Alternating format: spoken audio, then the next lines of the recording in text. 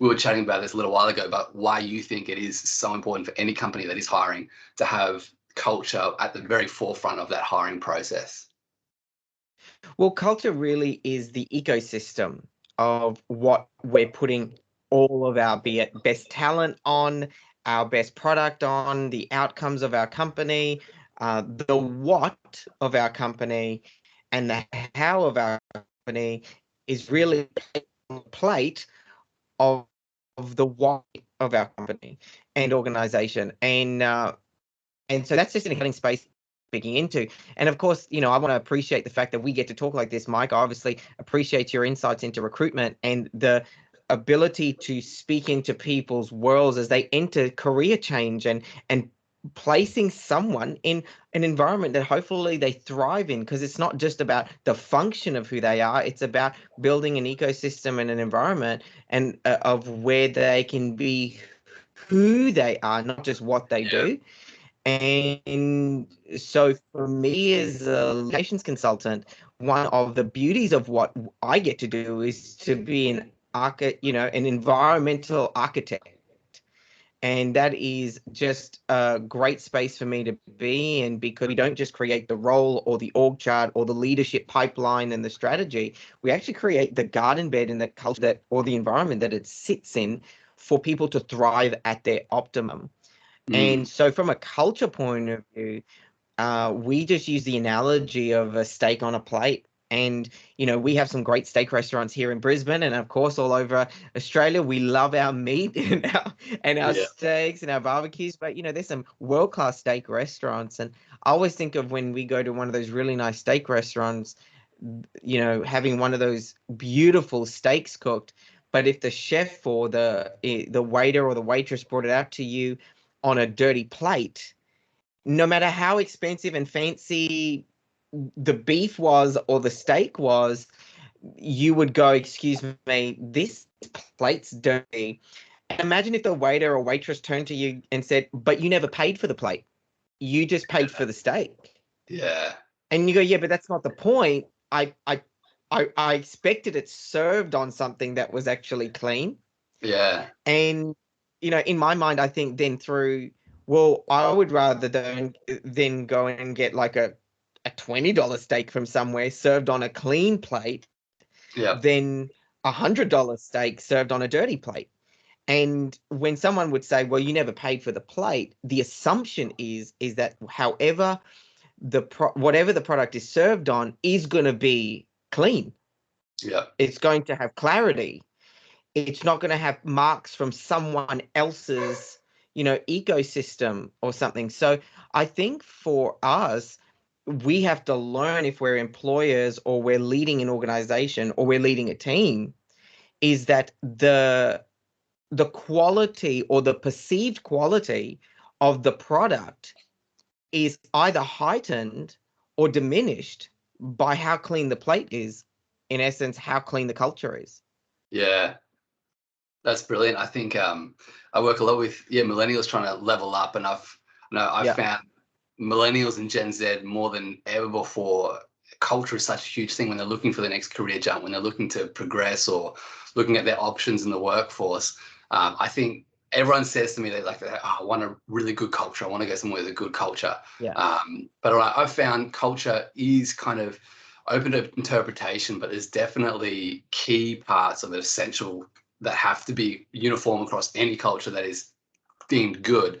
I mean, you work a lot with organizations about them building their leadership and their communications and their culture. I'd love to hear your thoughts on what are the non-negotiables for a good culture, and then we can talk about, how do you define what culture actually is rather than just say good. Absolutely. And I think you're so right on that. Just having a very broad, what is good? Good compared to what? Yeah. You can actually have a bad culture that you think is good because you came out of a toxic culture, but it's still not good. It's just better than. And so what we have to do as leaders and as organizational, like I said, environmental architects, is go for the seeds of talent soil for them. So there's no real blanket statement on what's a good culture. I think what we have to zoom out. It's a little bit like education. The question we're asking just could be incorrect. Like traditionally in education systems, we've said, how intelligent are you? When really the better question is, how are you intelligent? Yeah, And then definitely. we tailor make it. Same thing with culture. It's not just about, oh, what's a good culture? Well, good compared to what? Yeah. It's actually saying, who is my team? What and how can I make them grow? Mm. That way we can actually tailor it, because my environment for a particular team in, let's say, the IT space could be a different type of culture for those that are in a sales space. The Yeah. kind of ecosystem and soil that they need to run at optimum just could be different. And not that I'm a great gardener, but I would have to say that the seeds, that the soil that a particular kind of tree does thrive in would be different to, let's say, a veggie garden. And the role of a leader is to know what kind of plants are we creating within our organization. Yeah. Therefore, we have to adapt soil to make that culture work, which means then it takes longer to build the, I use the term, right and healthy culture, not Yeah. good culture. Yeah, that's great. I love that point you make about when you're employing people, when you're bringing on team members, how to make them grow and help make them grow healthily. I've worked with clients Yeah, before and hiring managers that almost seem a little bit hesitant to see them grow too quickly yeah, or grow too much because they've got a vacancy, they've got a job that needs to get done, so that's why they're hiring. yeah, So the longer the person stays in that yeah, position, almost the easier it is, the less they have to recruit. But if we're talking about healthy culture compared to toxic, I think that kind of limiting force is almost starting to lean towards that toxic side. What would you say to someone who just needs that job filled and doesn't want to see the person leave after 6 months or get promoted after 12 months, or is hesitant to see them really grow and flourish?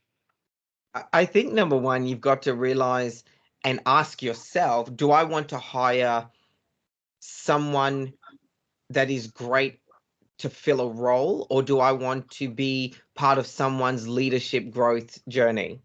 Mm, And there are people, and we've got to just call it for what it is. There are some people that just want to work. They want to turn up to their job. They don't want to think too much necessarily about the role. They want to go in there. They want to do the job. And that's okay. Some people will actually, that is their thriving, that is their optimum. They've got other things in their world. They mm, don't need more drama at work. They don't need to think necessarily through the leadership pipeline. And therefore, just like, please tell me what to do. Give me my job description and I'll do it. And I will yeah, do it the very best I can. I don't yeah, want a promotion. I don't want more drama. I don't, yeah, that's just some people's worlds, and that's okay. mm, The frustrating thing, though, is when you take someone that wants a leadership pipeline and you assume that what I just said was who they are. yeah, And that's when we can get someone that is, let's just say, an 8 leader, an 8 level leader out of 10 mm, with a 6 out of 10 skill set, but because they take leadership on them, they can grow their skill set. The yeah, worst thing is to take someone with an 8 out of 10 leadership gift with a 6 out of 10 function and then put them under someone with a 5 leadership skill set, but an 8 gifting, or, yeah, or functional yeah, practitioner skill set. Because what will happen is it's why the best surgeons don't run the hospital, yeah, and they can be the best. They're the best talent, that's fine. But if they don't have the leadership gift to run and have the macro vision of over the whole organization, what happens is they see everything through a funnel and mm, everything through their practice and everything through their function through the skill sets. So I think that, to come back to your question, is there are some jobs tailor-made for a particular personality type. What yeah, you have to decide as a recruiter, as a leader, as a manager, as a boss, is not just what I need done, is who do I need in the role? Do I need someone that is a vision caster and a vision connector? yeah, Or do I just need someone who is a vision carrier? a vision carrier doesn't really make the vision, doesn't try to connect the vision or translate it. They just take it in the box and they take it to the next place. Yeah. So you've just kind of you just have to decide what kind of personality you want. Therefore, you don't get angry or frustrated with a person that has aspirations because you hired someone to be, you know, visionary and want to lead rather Yeah. than just saying, look, this is the role. You're going to be a vision carrier. You're not going to be in those kinds of meetings where vision is cast and whatnot. You're going to do this job. Yeah. And then, of course, you've got the other side of it. Yeah, that's really great. I think that's so true in terms of, yeah, where people want to take their career, whether they want to develop a speciality and a technical speciality and keep Yeah. growing in that, or yeah, Yeah. whether they want to move into a management role and get less hands-on doing the actual work. And I see a lot of technical people feel a little bit trapped in that they Yeah. want to keep progressing, but feel like they have to take their hands off and they just want to Yeah. keep becoming the best. But we started this Yeah. conversation around that question of how do you hire for culture? How do you really bring that Yeah. into your hiring process? And we've had some good chats around this already. I think one of the things Yes. I was thinking about when you asked that question though, straight away is, the company, the business owner, the leaders need to have clarity around their company. And I think that's the first point of call. And I know that's your speciality. So I guess if I was an employer right now and I wanted to hire, but I really wanted to have culture as the key thing that I'm bringing into that hiring process, how do I introspectively examine our culture and then represent that well from a branding point of view, employer branding, advertising? Then how do we bring that into the interview process, would you say? I think that first of all, you as the leader needs you on the culture itself. So you need to be able to define it to say what is the ecosystem for your organization. Um, can you define, be it its culture and its values? If I culture and values are like the two sides of the same coin, right? Culture is very internal. Like we work in a culture. The clients that we work with experience our culture through the values that we have because they experience them. Our clients experience, or the external customers experience our company values, but our team lives in the culture. So you see the difference that whilst they're the same coin, they're two different perspectives. Our clients don't learn or thrive in our culture. They experience the benefits of that culture through our value systems, how we treat them, how we communicate with them, how we develop relationship with them. Mm. Culture is quite internal. It's like a family culture. So I can come into your home or you can come into mine and I will experience the values of your home through how you build a culture within your home. So we'll have some cultures where you can just walk up to the fridge and open it, like different cultures have that. And then, but other cultures don't. Some cultures you take off your shoes at the door and some don't. And some cultures, a particular set of language is allowed. Culture fundamentally is language, attitude, and behavior and being able to identify as an organization what do we say and what don't we say here, how do we other. So you can have someone sitting in the interview panel that is brilliant on paper, that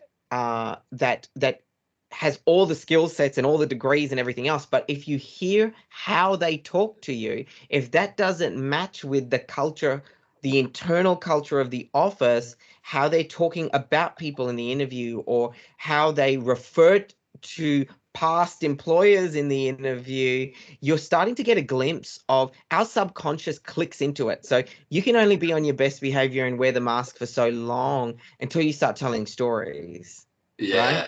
And in our stories, we learn the culture. So, like I said, you can put the mask on to answer the technical questions, but it won't be long as you start telling stories that people start Yeah. picking up who you really are. And so, Yeah. language you pick up quite quickly. How do they talk about other people? How will Mm. they talk to the rest of their team? And then, of course, attitude is an intrinsic thing, and you watch how their body language, and you watch the attitude of how they walk into the room, how they treat the other staff members as they walk into the office or online, or how they write their emails, the tone of them. And then, of Yeah. course, behavior. Does their behavior line up with the values of the company or the culture of the company? Yeah. And I think those three checkpoints. But again, first things first, you will hire badly for culture if you don't know the culture yourself. Yeah. Definitely. Like, you literally need to know what you say and what you don't say, how you act and how you don't act. And if Mm. you can put them in lines or frameworks, well, then anyone culture will attract or repel. And Yeah. as soon as you say that's not how we talk here, they're either going to change because your culture is so good, or they're going to say, I don't want to be here. I like to talk like that, and I'm not going to change. Yeah, definitely. I love your point you made about stories bringing out the truth. You can't mask the truth when you're telling stories. I Not think, really. Yeah. especially if you're a company hiring right now and you're thinking about culture and you're preparing these Yeah. interviews, behavioral questions are so important because that's exactly what you're Yeah. asking to do. Tell a story about a time when you have demonstrated this or done this before. Do you Yeah. think in particular there's any kind of questions or techniques to really pull that out, really tease out the truth behind what people are actually saying on the surface and what's actually going on, Yeah. or to hit on any of those particular values? Yeah, absolutely. I think that our stories, like you said before, are even better than technical questions sometimes. I would say something along lines of, within the question realm, is, give us a positive story of this particular situation, or give us a time where this happened in a negative way, but tell me the story. Don't tell me just the outcomes. Tell me the Mm, story. Tell me the characters in the story. Because what you'll notice is if in the story they're always the hero, it means they will usually throw people under the bus when you work with them.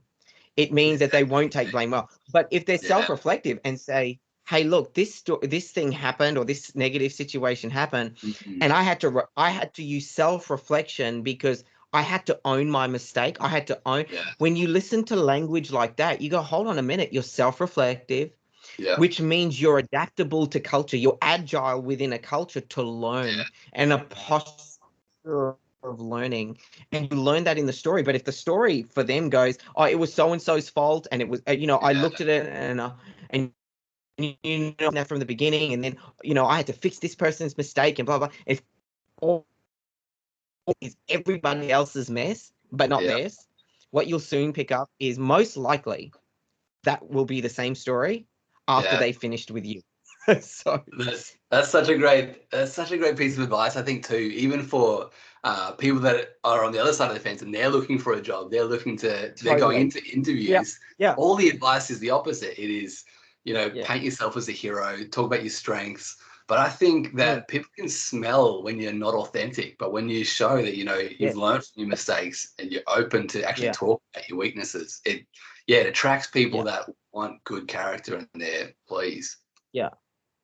Yeah. And even Um, just saying things like, especially if you're going for the interview. So let's just say you are the potential applicant, being able to say things like, "If I could redo that, I would have done it this way." So yeah. whilst you're being vulnerable, you're showing the self-reflection of pivoting your attitude, pivoting your posture to say, "I'm teachable. I know how to learn from my own mistakes. I don't Mm, just blame everybody else." definitely. I wanted to pick your brain a little bit about employee branding Yeah. because this is one that, again, your Stone Creative works so much in branding and telling brand stories in a Yeah. really authentic, Yeah.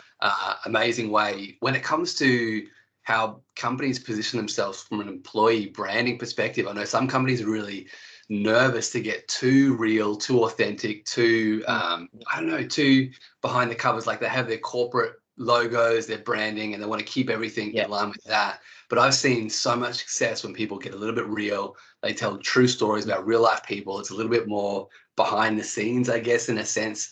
How do you think that?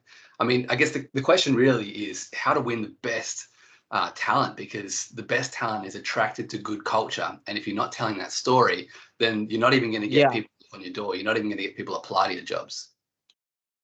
I think in the season we're living in, so I can only speak from number one from a very subjective place, as objective as I'd like to think I am. I can only speak into the spaces we've currently been in, and that's a huge realm bit of industry, from not-for-profits to faith communities to universities to Pilates studios to Yeah. to hotels to hospitality. So the realms are all different, Yeah. to council. But the one thing that has been consistent throughout each one is telling the human story, is saying we want to take care of you as a human being, not just the role that we have in our organizational chart. Yeah. Not just taking care of you, but how do we take care of your family? I know within our own company, I know, because I'm the one that said it multiple times, is what we're building. I want one day for your kids or grandkids or whatever it might be to look back and go, hey, I'm so glad you worked, mum and dad, whoever they are to them. I'm so glad you worked at Stone Creative because it helped you take care of us better. And that's been the narrative for us over and over again, is how do we remain flexible for the right people, because we want to take care of that. So our culture is one of care and longevity and sustainability. And I will maneuver the company, because we have about 11 staff that work with us.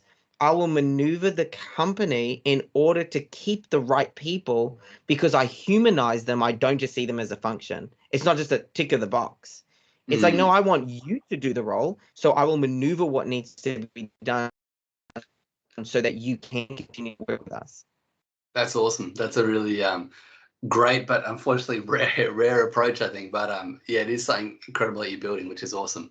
I wanted to ask you a little bit just around the process of interviewing, I guess. If you had any specific things when it comes to defining culture. You were talking about, as a leadership team, any company that is going to market needs to be able to define their own culture. But when you're communicating that, is there any certain metrics that you would use to define a culture? So rather than just have an employee sitting in front of you and try and convince them we have a really great culture, we have a ping pong table, how can you describe it better? So from a cultural point of view, I think that you can come up with your own frameworks that identify language and behavior. For instance, in a lot of spaces, I'll give you one piece of it, which is communications for us, right? Is one of our metrics, you could say, for good culture or healthy culture, is when you have an issue with someone on the team, you will go and speak to them one-on-one before you start telling other people in the organization about your issue, right?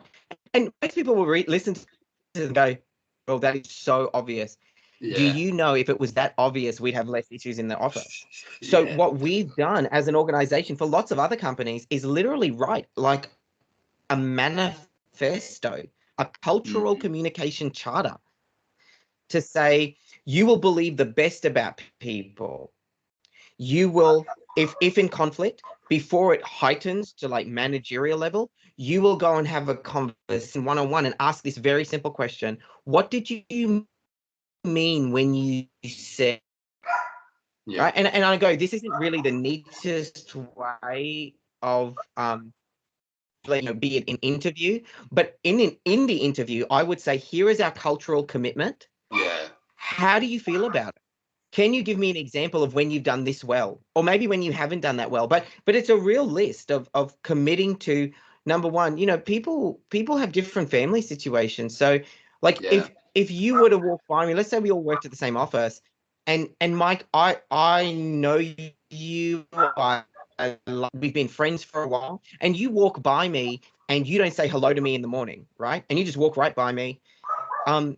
Very rarely am I going to turn around and go, wow, Mike must be, in a tough situation, or he's had a bad meeting. The first thing I'll think about is, What's wrong with Mike? Did I do something?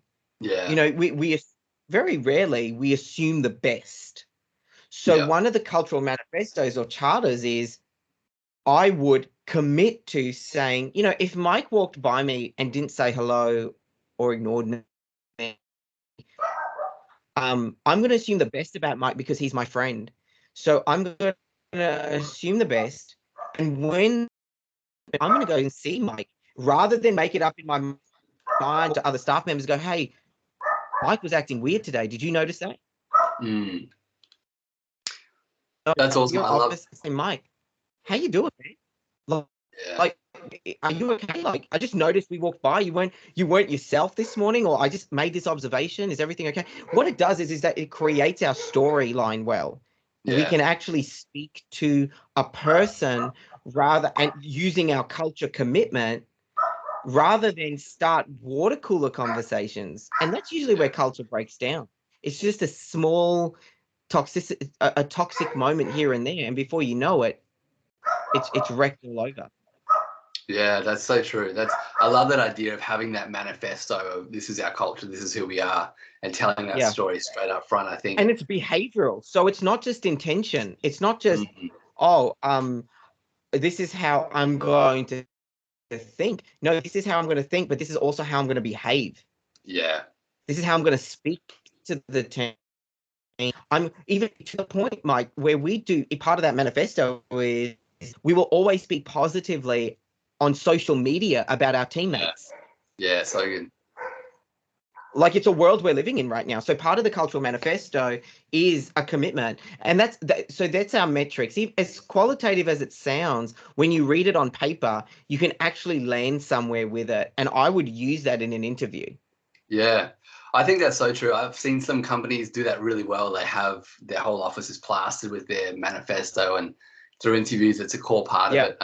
But yeah, I love that idea. I think that's something that definitely more companies, more hiring teams should be looking at is even defining within, I work at KPMG, so a massive, big global company, but within the hiring teams, what is our yeah, team culture within this organization? yeah, Still embracing the values, but how do we, as you said, behaviorally act that out? I wanted to ask you maybe just yeah. one We last have a question. yes, Oh, sorry, you go. yes, go. No, I was just going to say, like sometimes the priority in our world is checking in with if someone's okay rather than their outcomes. Because if they're okay, the outcomes are going to happen.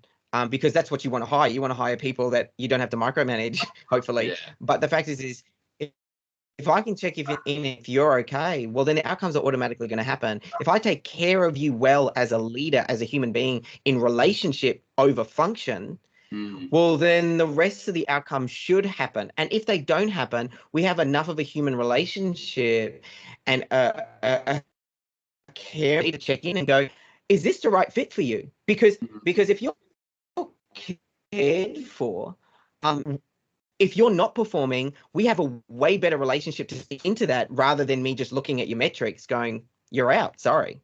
yeah, Maybe it was good for you, but because I like you, maybe I can maneuver you into some other place in the company. yeah. That's great.